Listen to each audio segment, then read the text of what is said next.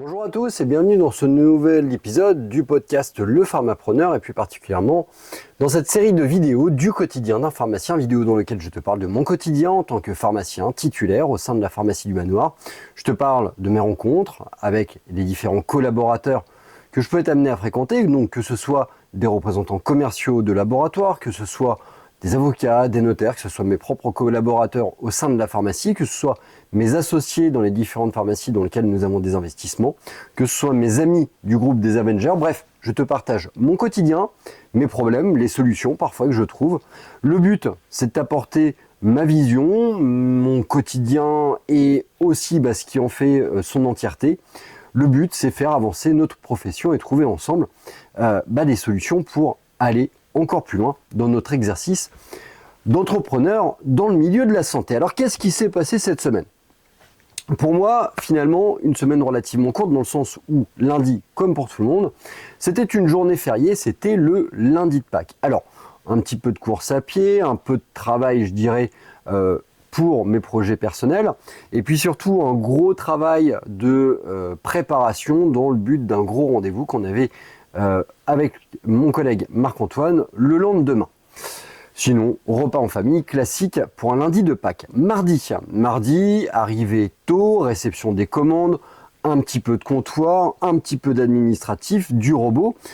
J'ai pris le parti maintenant toutes les semaines de faire un inventaire contradictoire de notre robot versus notre LGO. Le but, optimiser notre masse, notre stock. Et ça commence par avoir une certaine forme de fiabilité des stocks. Et donc, je prends le parti pendant 30 minutes, 40 minutes, de faire l'inventaire contradictoire entre notre LGO et notre robot. Ensuite, on avait un rendez-vous assez important qui a duré 3 heures avec une banque pour échanger, discuter, présenter un projet qu'on est en train de monter avec mon collègue Marc-Antoine. C'est un rendez-vous assez important et donc il a demandé pas mal de préparation, connaissance du projet, présentation financière du projet, fait en partenariat aussi bien avec notre comptable qu'avec l'avocat, bref, quelque chose d'assez énorme que j'aurai le plaisir de te présenter d'ici quelques semaines dans les vidéos du journal d'une installation saison 3. Qu'est-ce que j'ai fait également d'autre dans la journée ? Tout simplement la transmission d'un certain nombre de documents qui nous ont été demandés suite à ce rendez-vous, du comptoir, de la logistique, de l'organisation également pour gérer l'ensemble de cette journée, et puis le passage d'une micro-commande avec le laboratoire Majorel pour réalimenter le stock. Mercredi, le matin, tu le sais, je ne travaille pas, mais il n'empêche que j'avais pas mal de petits rendez-vous pro-perso à organiser, pas mal de coups de fil aussi à passer. Arrivé, on fait un petit tour de la pharmacie, on check comment tout s'est passé, réception des commandes, remise à niveau, vidage des cartons, etc. J'avais un rendez-vous également avec une étudiante en pharmacie dans le cadre de l'enrichissement de notre masse salariale pour les mois, les semaines à venir. Un petit rendez-vous d'une demi-heure, 3/4 d'heure, sur lequel on parle un petit peu de ses valeurs, de son ambition, comment elle se projette d'un point de vue professionnel, quelles sont ses aspirations, comment elle se voit évoluer au sein de notre structure, lui présenter aussi notre structure. Je crois que c'est important d'essayer de trouver cette espèce d'échange de valeurs entre à la fois l'employeur et le candidat pour voir en fait si ça peut matcher rien que d'un point de vue humain avant de voir si au niveau professionnel la personne tient la route. Parce que finalement une personne avec qui tu ne t'entends pas, tu auras du mal à la faire progresser si d'un point de vue professionnel elle est encore un petit peu limite. Transmission également d'un certain nombre de documents pour l'OCP dans le cadre de l'analyse globale de notre partenariat avec notre grossiste répartiteur, la SERP. Ils m'ont donné un certain nombre d'éléments à leur transmettre. Je l'ai fait en partenariat et en toute transparence avec ma déléguée commerciale de la SERP. Ça a été transmis, l'OCP va analyser tout ça et va me faire un premier retour. Ce premier retour va me permettre ensuite de me lancer avec Augure, dont j'ai reçu le devis et sur lequel on va lancer une analyse plus poussée, je dirais, de notre partenariat avec notre grossiste répartiteur. Un peu de travail sur les rétros, pas mal d'échanges aussi avec ma collègue Hélène. Hélène qui a des aspirations et des volontés de changer de groupement, changer de génériqueur aussi. Elle m'a exposé un petit peu ses points de grief. Je lui ai exposé ma vision, je lui ai exposé aussi mes propres sensations. Et puis, sans faire de cachotterie, j'ai totalement validé sa volonté de changer dans le cadre d'une recherche de quelque chose de plus optimal. Voilà. Et donc, Hélène est dans une phase prospective. J'ai eu également un rendez-vous avec Olivier Vernest, qui est un assureur dans le cadre de notre projet et à titre patrimonial également. Un petit rendez-vous qui a duré 30-45 minutes. Et puis également finalisation des anticipeurs d'eau et édition et début de traitement de tout ce qui est attente et vignette avancée. Comme tu le sais, on le fait assez régulièrement de façon à pouvoir éviter l'accumulation de ce type de perte de capital. En parallèle, mon collègue Marc-Antoine m'avait donné quelques factures à pointer, donc ça m'a permis de mettre à jour. Ça m'a permis aussi, j'ai pu finaliser également les conditions commerciales avec le laboratoire Roche, parce que j'ai enfin reçu les conditions commerciales qui émaillent notre année 2026, qui me permet d'avoir l'ensemble de mes catalogues totalement à jour. J'ai reçu également un mail de la part de mon délégué commercial Pierre Delcourt pour le laboratoire La Roche-Posay pour préparer les précommandes. Alors j'avais un rendez-vous qui était initialement prévu pendant les vacances là, qui viennent, les vacances de Pâques, sauf qu'on est un peu en sous-effectif pendant les 2 semaines et donc du coup je l'ai appelé pour décaler le rendez-vous, pour voir si ça posait problème au niveau des précommandes et finalement réadapter. J'ai envoyé également mon mail de sollicitation auprès des pharmacies satellites pour voir s'ils avaient des besoins et pour pouvoir préparer ces précommandes. J'en ai profité également pour transmettre cette mission à notre étudiante de 6e année, à savoir préparer, se mettre dans une thématique de préparation et d'organisation d'une commande. Donc je lui ai donné le cahier des charges, je lui ai donné le listing et je la laisse travailler. De mon côté, je travaille aussi et puis le but c'est que d'ici quelques jours, on va pouvoir mettre en confrontation nos 2 commandes, voir un petit peu les points communs, voir un petit peu les différences et voir qu'est-ce qui a motivé Yuna dans la réalisation de ces commandes et dans les différences qu'on peut noter. Parfois je peux être à tort, parfois je peux être à raison et finalement voir un petit peu comment on peut construire ça. Yuna par ailleurs est une oncle de 6e année et cette journée du mercredi c'était une journée particulière car elle était en mode pharmacien responsable. Alors pourquoi je fais ça ? Tout simplement, Yuna donc est en 6e année, alors elle a la spécificité de bien connaître la boîte puisqu'elle y a travaillé avant. Et simplement, en fait, durant le stage de 6e année, j'aime bien donner les clés de la pharma à notre étudiante de 6. Alors, elle n'est pas seule, bien évidemment, elle est accompagnée par mes pharmaciens adjoints. Je suis également présent. Mais en vérité, le message est passé à mon équipe que si jamais ils ont des questions, prioritairement, c'est à Yuna qu'on va la poser, un peu comme on pourrait être amené à être sursollicité lorsqu'on est pharmacien adjoint ou pharmacien titulaire. Question, organisation, management, ouverture et fermeture de la pharmacie, c'est Yuna qui gère donc les caisses, l'ouverture de la pharmacie, le fait de driver l'équipe également dans les réceptions des commandes, de parfois donner un petit peu d'impulse de façon à relancer le process de commande. Bref, une journée en autonomie où elle est seule responsable et on intervient évidemment si jamais elle se sent dépassée, si jamais il y a des choses qui dépassent son spectre. Alors, je fais ça généralement à J plus 1 mois, en mode très encadré, on va dire, à J plus 3 mois, en mode moins encadré. Et le but, c'est que à l'échéance de son stage, la journée, là, en fait, on est à totale autonomie, je dirais. Et on peut dire, finalement, Yuna, une fois qu'elle aura son diplôme, on peut très clairement lui laisser les clés de la pharmacie et elle pourra la gérer sans aucun problème. L'équipe a déjà une certaine forme d'aisance et de respect par rapport aux connaissances de Yuna, une certaine forme de prise de légitimité. Et donc, du coup, ça nous permet d'aborder la possibilité de transmettre les clés de la pharmacie à Yuna si jamais cela venait à être nécessaire. Voilà donc pour cette journée du mercredi. Jeudi, pour ma part, jeudi matin, petite course à pied et après direction la fac, réalisation des examens oraux pour le DU orthopédie. Alors, les étudiants examinés, je leur avais déjà transmis un certain nombre de documents, des ordonnances à analyser et puis le process global. Le but c'était assez simple, je leur transmets une ordonnance et puis je les mets dans une situation avec un ensemble de matériel à leur disposition et moi je me mets en mode patient Ils me décrivent la pathologie, ils me décrivent leurs réflexions, ils me décrivent les prises de mesures et les conseils associés. Bref, en gros, la mise en situation, tout s'est très bien passé pour cette douzaine d'étudiants qui est passée. J'espère que cette année leur a apporté pour le DU orthopédie et j'espère pouvoir renouveler cette expérience et améliorer, pour ma part, le tir en termes de formation pour ces mêmes étudiants. Fin de l'examen du DU orthopédie à 13 h, ce qui m'a donné une petite demi-heure pour communiquer avec deux jeunes étudiants qui sont, du moins, deux jeunes pharmaciens, du moins, même pas, une pharmacien et son conjoint qui sont dans une recherche d'installation. Donc voilà, donc ils m'ont demandé ce week-end de les assister. On a passé 1 heure de discussion au téléphone et puis ils m'ont envoyé un certain nombre de messages, de questions en mail, et donc j'ai pris le temps d'y répondre également. Et donc ça m'a pris une petite demi-heure.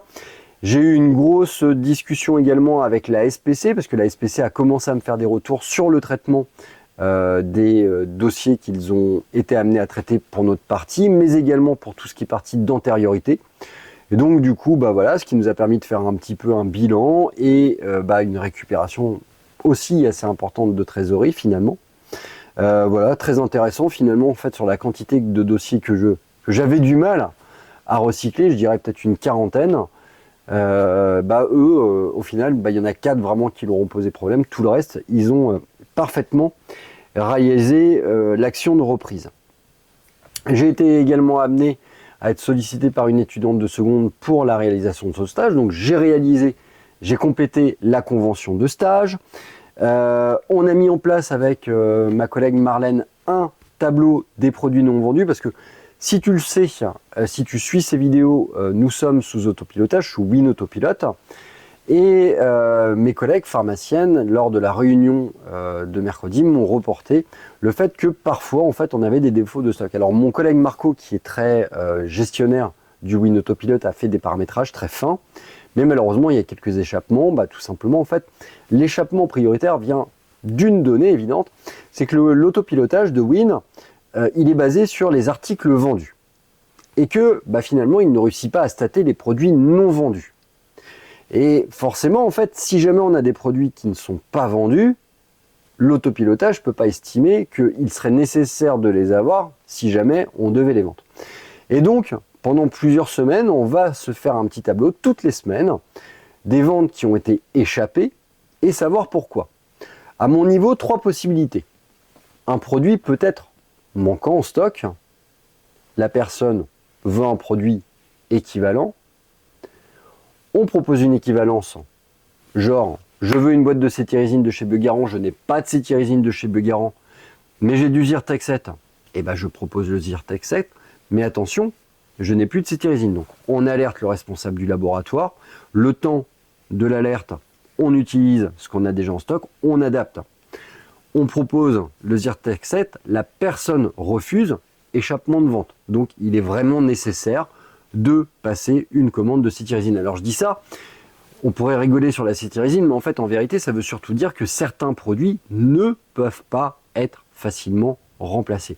À titre d'exemple, vous prenez des pastillages, la lysopaïne, si une personne veut une boîte de lysopaïne et que vous lui proposez une boîte de drill, la personne peut totalement refuser, tout simplement parce que ce n'est pas 2 produits équivalents. Alors évidemment, cétirizine, Zyrtec 7, c'est la même chose. Le prix peut parfois changer, mais finalement, c'est la même chose.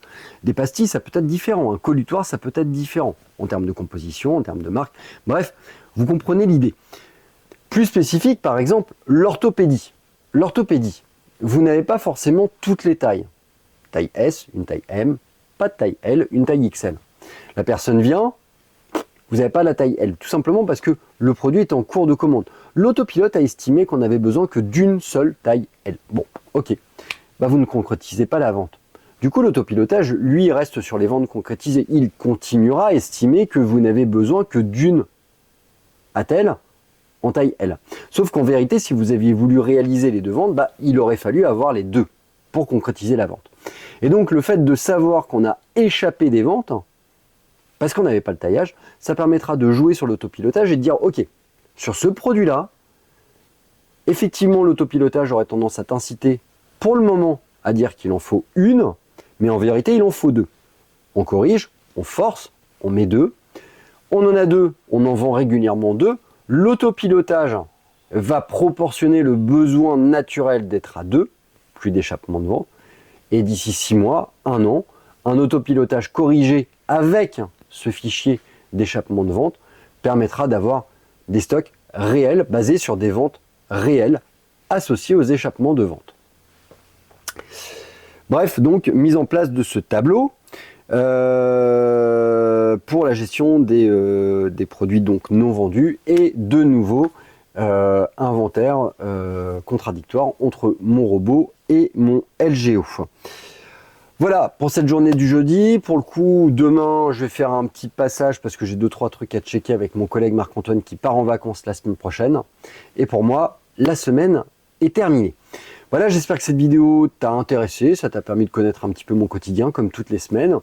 Il y a des semaines plus ou moins denses, la semaine prochaine sera forcément un petit peu plus calme en termes de rendez-vous. On a épuré au maximum de façon à faciliter vraiment la gestion du comptoir, mais malgré tout, j'aurai bien évidemment 2-3 petites bricoles à te raconter. Je pense que ça tournera essentiellement autour de l'audit grossiste. Ça, j'ai pas trop de soucis parce que du coup, Mélanie de la Serpe communique très facilement sur les données. Le gros point de litige finalement actuellement, je dirais, vient surtout de notre partenariat avec le laboratoire Biogarant. Je voulais conserver ça pour cette fin de vidéo. Qu'est-ce qui se passe? Biogarant, donc, comme tu le sais, c'est notre partenariat numéro 1 et actuellement, on a un petit souci sur la réalisation, sur la bonne réalisation des conditions de notre partenariat de 2025. Ok. Jonathan Bayrel, le responsable régional, est dans l'attente d'un certain nombre de documents pour confirmer l'analyse qu'ils ont faite, et donc les chiffres qu'ils annoncent, ou bien confirmer mes propres calculs, et donc corriger leur erreur. Mais au-delà de ça, en fait, 2026 s'avère être déjà compliqué. Effectivement, Biogarant avait annoncé, je dirais, un partenariat extrêmement simple avec une répartition en 20-80 établie, un pondéré établi et une compensation complémentaire. Bon. Sauf que dans les faits, le fameux 20-80, cette répartition n'est pas tenue, on s'en doutait, mais cela est confirmé. Le pondéré annoncé, on s'attendait à ce qu'il soit variable parce qu'on savait que le laboratoire Biogarant continuerait à fonctionner par tranche. Effectivement, il n'est pas présent. La question est, est-ce que cela va être malgré tout compensé ou pas? Si oui, comment? Et la deuxième question, c'est d'essayer de comprendre comment, à condition qui normalement devraient être au moins équivalentes, on se retrouve à quantité commandée équivalente, à avoir touché moins de prestations commerciales que l'année d'avant. Pour le moment, j'ai tendance à penser que Biogarant a du mal à analyser, on va dire, les chiffres pharmaceutiques et être d'équerre, je dirais, par rapport à l'annonce qu'ils ont faite. Donc du coup, ils temporisent un peu pour faire du rattrapage et être d'équerre. Pour le moment, c'est ma perception, on va leur donner le bénéfice du doute. La seule chose qui m'embête, c'est que lorsque je contacte ma responsable commerciale, elle est dans un espèce de flou, elle ne sait pas. Et lorsque vous tombez sur un interlocuteur qui normalement devrait savoir et qui ne sait pas, vous êtes en droit de vous poser la question si vous n'allez pas vous faire entuber, pour le dire simple. Donc, même si je donne le bénéfice du doute à Biogarant, j'ai malgré tout en tête que potentiellement le laboratoire Biogarant pourra avoir un petit peu tendance à essayer de nous entuber. Donc, grosse vigilance. Et par ailleurs, ce que je veux noter, c'est que malgré une annonce qui, sur le papier, pouvait paraître relativement simple, en fait, en vérité, quand on veut vraiment rentrer dans les chiffres, elle devient excessivement compliquée à analyser. Des prestations commerciales générées par le grossiste répartiteur, des négociations commerciales générées par le grossiste, des ratios qui ne sont pas respectés, mais des éléments qui sont présents sur les factures, d'autres qui ne le sont pas. Bref, qui fait quoi, qui paye quoi, qui est responsable de quoi. Et toutes ces réponses-là, actuellement, Biogarant est incapable de me les donner. Donc c'est un vrai gros dossier qui va venir, je pense, parasiter ce premier semestre. Je suis dans l'attente d'un retour concret, d'un retour précis, que ce soit de la part de mon délégué commercial ou de mon responsable régional. Je vous en tiendrai bien évidemment informé sur cette chaîne. Si jamais vous-même, vous avez des problèmes d'analyse, n'hésitez pas à me contacter, on pourra en échanger ensemble et puis voir un petit peu comment moi je travaille et voir comment vous travaillez, quelles sont vos problématiques. Je serai ravi d'en échanger avec vous. Bien évidemment, je vous invite, comme je l'ai fait, de vous rapprocher de votre groupement avec lesquels les accords sont encore plus poussés que vous-même en termes de pharmacie. Prendre la sensibilité et demander au groupement de vous défendre, car personnellement, moi, au-delà de ma propre défense et de celle de mes copains de notre groupe des Avengers, j'attends de la part de mon groupement qu'ils me défendent fortement, je dirais, auprès de ce génériqueur pour qu'ils honorent les clauses de leur partenariat. Bref, voilà un petit peu la grosse problématique de la période actuelle. Sur ce, je te laisse, je te dis à très bientôt pour une prochaine vidéo du quotidien d'un pharmacien avec toujours plein de bonnes choses. Et je te dis à très bientôt, fais attention à toi, fais attention à ton équipe et si tu as la chance de partir en vacances, passe de très belles vacances. À très bientôt.